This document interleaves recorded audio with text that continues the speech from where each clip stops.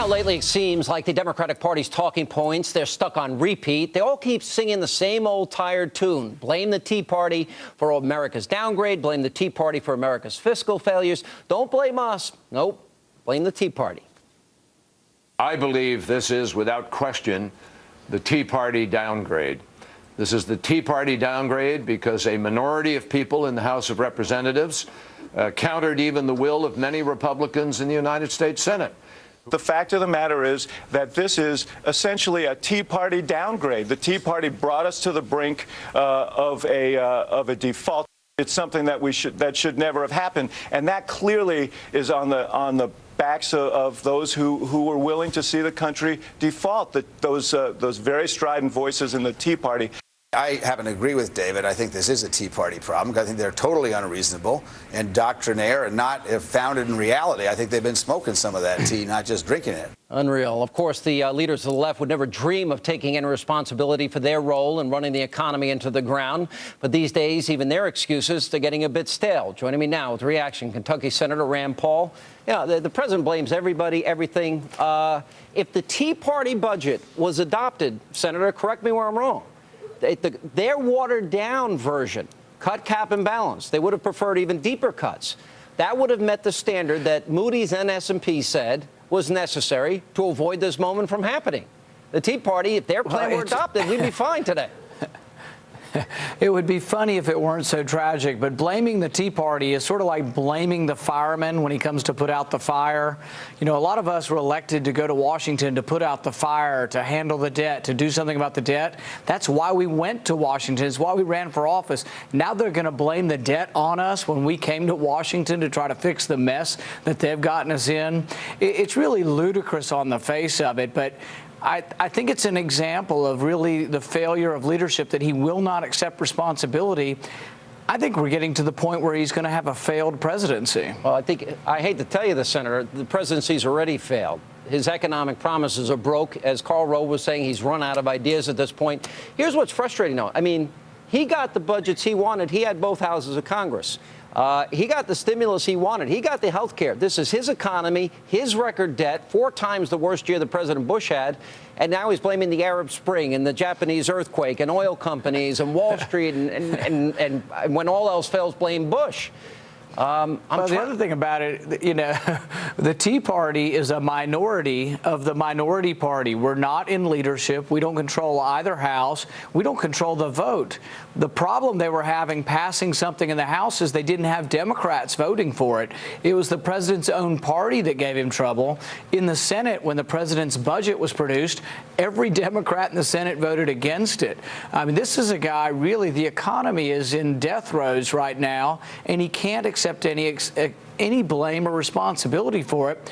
I'm going to introduce legislation tomorrow that will call for the resignation of Timothy Geithner. It will be a vote of no confidence, and I think really his only chance to turn his presidency around is to get somebody to replace Timothy Geithner, who's failed at every turn. Can you add Bernanke to the list? Can you? You know, I wish we had a no confidence system. We're prime minister, but we don't. Here's the problem. Now, I'm looking at what's going on in London right now and the rioting that's taken place here. Now, the rioting's taken place in large part because austerity measures, because their country's going bankrupt. We should be learning from their mistakes, but we're not.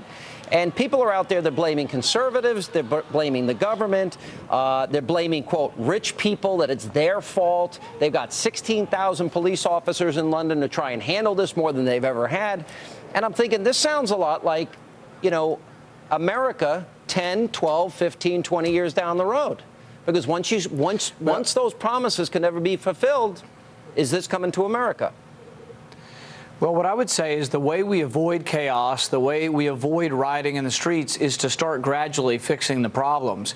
Entitlements are broken, and any honest Republican, Democrat, or Independent will tell you they're broken because there's less young people and we're living longer. You can fix those problems by gradually raising the age and changing the way we do the entitlements.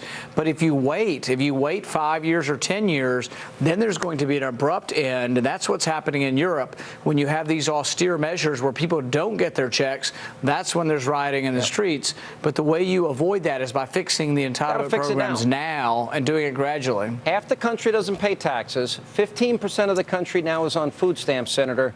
And, you know, the chairman of S&P actually said they've upgraded after a downgrade 5 countries.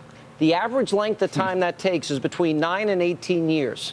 We're not going to be upgraded anytime soon, in spite of congressional Senate investigations. That's not going to happen. So, well, let me interject. The thing I would say is that, you know, the stock market has basically given a vote of no confidence to this president. We're not England, so we can't remove him that way. Same with Timothy Geithner. But it is a vote of no confidence that the stock market's down nearly 2,000 points. And it really says that everything they're doing is not working. Everything has gotten worse. Unemployment's gotten worse. Gas prices have doubled. The economy is growing, if at all, at a very anemic pace. Right. We're not going to get out of this until we get a business-friendly administration. Last question. Is there any movement towards the Mac penny plan, which we've discussed at length? Will freeze spending at this year's levels, cut 1% a year, do it for 6 years? Is this maybe the moment where that can take hold in the country and people say, all right, we can live within our means, just like the average American family?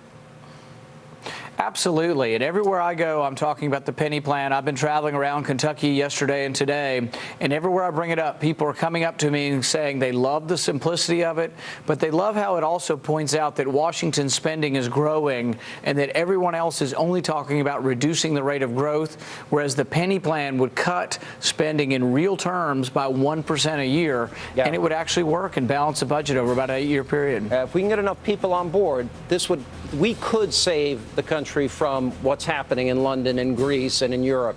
That could happen. Senator, any way I can help you, please let me know. That's an important bill. I think it would help the country. Thank you, Sean. All right, coming up next. Our next guest says that the United States is making itself, well, dispensable. Mark Stein unveils his brand new book, explains how we got into this mess. We'll see if he can throw a football tonight. And then later, Al Gore loses his cool over global warming skeptics. We'll check in with our great American panel. That and much more straight ahead.